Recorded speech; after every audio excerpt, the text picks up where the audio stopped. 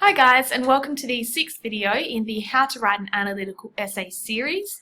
By now you would have a mostly finished essay. You've done your body paragraphs and you've written your introduction, and today we're going to be looking at how to write a conclusion. So by the end of this, you want to understand what goes into a conclusion, and you want to make sure that you're feeling really confident that you can write a strong and memorable conclusion for your essay. Now this might seem really obvious, but your conclusion is the very last thing that your reader sees. So you want to make sure that they finish your essay feeling that you're really confident that you understand your topic, and you make sure you give them a refresher of what you've talked about in the essay. So I just wanted to remind you of this essay structure burger that we visited at the start of the series. So by now you would have done your introduction, you've done your body paragraphs, and now we're up to our conclusion at the bottom. So what are the things that are in a conclusion? So there are 3 main things you need to include. Number 1, you need to summarize the points that you've made in your essay. Number 2, you need to restate your thesis in a new way. And number 3 is that so what comment. You need to make some kind of lasting comment that sticks in your reader's mind. So let's go through these in more detail. Number 1, a summary of your points. Now, it's really important here that you don't just list them.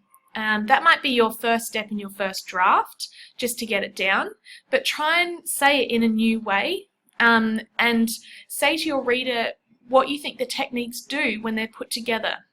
Why has the author or the director done what they've done? What is the main purpose? Number 2, you need to restate your thesis. So just a reminder that your thesis is that main argument or your answer to that question.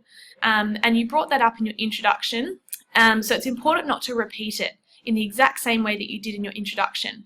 Try and say it in a new way. Number 3, you need to make a lasting comment. This is where your teachers will often say, so what? So you've got to your end of your essay, and they are quite clear that you understand techniques, you've done really, really well, but so what? This is where you make that lasting comment. What is the overall impact on the reader? Why do these techniques make a difference? What do they do? And it's really important to make this a powerful statement because it shows you have that next level of understanding, and that's what gets you into that A band. Okay, what's not in a conclusion? Really important, you don't bring up any new points or new evidence. Okay, so at this point you might be thinking, well, how do I start my conclusion? And there are a whole bunch of different ways. I'm going to list 4 for you, and feel free to use whichever one works for you. So we'll go through them in more detail. Number 1 is a signpost. So this is very commonly used by people who are new to essays. They might write something like to conclude, or in conclusion, or to summarize. This isn't great, but if you are lost for how to start, this might be a great one for you for your first draft. Okay, number 2, transition phase. This is where you link together your body paragraphs and the conclusion, and it makes it a really smooth transition. So you would use words from your thesis or your main idea or your question, because you would have used those throughout the essay anyway. So you're really just linking it all together.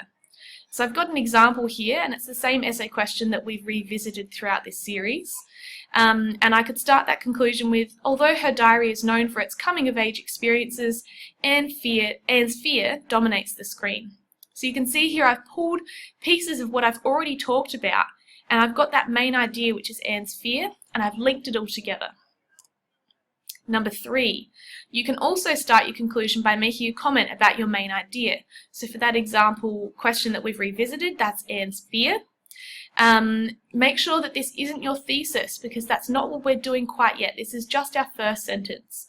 So to give you an example, it might be something like, fear is the main emotion that dominates the screen in Dornhelm's miniseries. Remembering that Dornhelm is our director. Okay, number 4, you can also use your introduction as kind of inspiration for what to write, and this can be a really good one because it makes your essay really cohesive, makes it flow well, and it kind of does a big circle and comes back on itself and makes sense. So you want to choose a phrase, a really good one from your introduction, and kind of rework it into your conclusion. I've got an example here, and just a refresher, remember in our introduction we talked about Anne's physical and emotional journey, and I kind of used that to start talking about my main idea. So here I've got Anne's emotional journey is explored in the mini-series, and fear dominates this journey from start to finish. So you can see I've pulled a couple of words for ideas and then written it a bit differently.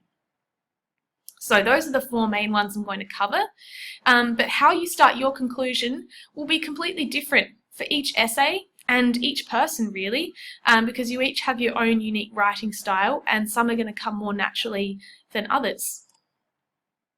So I've got an example question here, the same one we've revisited each time, which is how are filming techniques used? And this is an example conclusion, so I've put those things together. For my starting sentence, I've got Anne's emotional journey is explored in Dawn Helm's biographical mini-series. Again, this sentence is one that I've chosen to use that linking sentence. I've used my introduction as inspiration. I've then talked about the things that I've discussed in each paragraph. That's what's in blue. And then in green, this is where I visited that so what. This is where I've gone through why does it matter? What is really happening in this mini-series? What is the director trying to get us to understand? Okay, so that's it for the conclusion video. I just wanted to revisit the objectives again, so have a look through, and if you don't quite understand these things, you might want to re-watch the video.